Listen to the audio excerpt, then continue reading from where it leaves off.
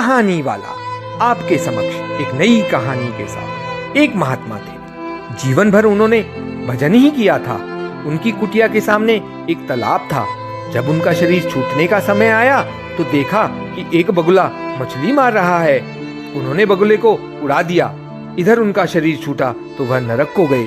उनके चेले को स्वप्न में दिखाई पड़ा।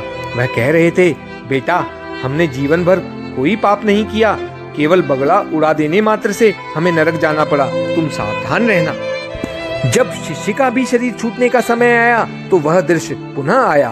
बगुला मछली पकड़ रहा था। गुरु का निर्देश मानकर उसने बगुले को नहीं उड़ाया।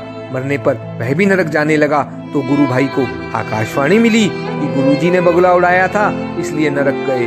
हमने नहीं उड़ाया इसलिए नरक में जा रहे हैं, तुम बचना।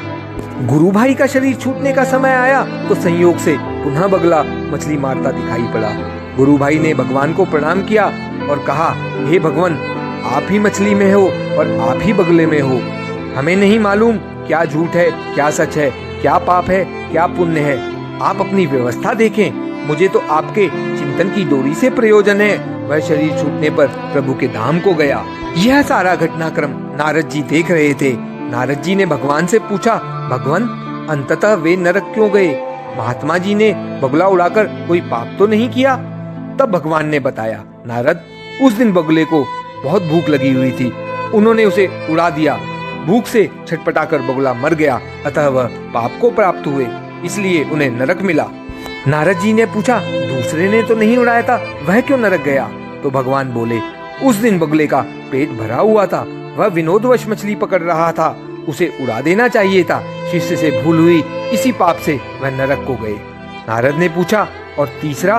तब भगवान ने कहा, तीसरा अपने भजन में लगा रह गया। सारी जिम्मेदारी मेरे ऊपर सौंप दी।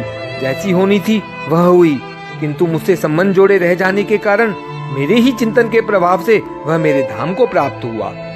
जो व्यक्ति पाप पुण्य की चिंता में समय को न गवाकर निरंतर चिंतन में लगा रहता है वह मोक्ष पा जाता है। जितने समय हमारा मन भगवान के नाम, रूप, गुण, धाम और उनके संतों में रहता है, केवल उतने समय ही हम पाप मुक्त रहते हैं। जय जय श्री राधे। फिर मिलेंगे एक नई कहानी के साथ।